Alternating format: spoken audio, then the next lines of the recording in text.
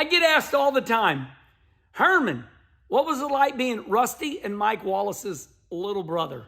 Well, let's start like this. First of all, Rusty is 7 years older than me, and Mike is 4 years older than me.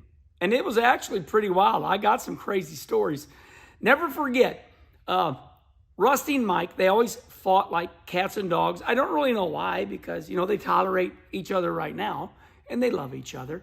But it's summer. We're out in the backyard, or I don't know, we took a break from working on the race car, and all of a sudden, Rusty and Mike are going at it. I mean, they're beating the shit out of each other. And I'm like, I'm afraid, you know. I don't know where Dad was. Dad wasn't home. And all of a sudden, I look up, here's my mom. Mom, she surveyed the situation, and Mom went and got, the water hose was, you know, right there. Mom turned the water hose on. She squirted them down. So Rusty and Mike are fighting their ass off, and Mom's squirting them. Stop, stop. So they end up quit fighting. Mom was pretty brilliant, actually. That's pretty cool.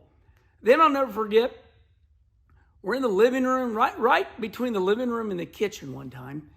And Rusty and Mike going at it again. But I mean, no, I'm down here and they're up there. And I'm like, oh my God, I'm panicking. They're beating the shit out of each other.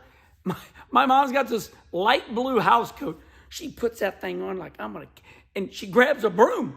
She's very, very, you know, she knows what the hell she's going to do. She has a plan. She grabs the broom with the broom end up here and just a bam, bam, bam, like Granny from Beverly Hillbillies. So, Mom. So in both instances, I think they felt bad for Mom. But, you know, my mom, Judy Wallace, she brilliant. Man, they were just, they would go at it, and you're like, what the hell? But let me tell you something.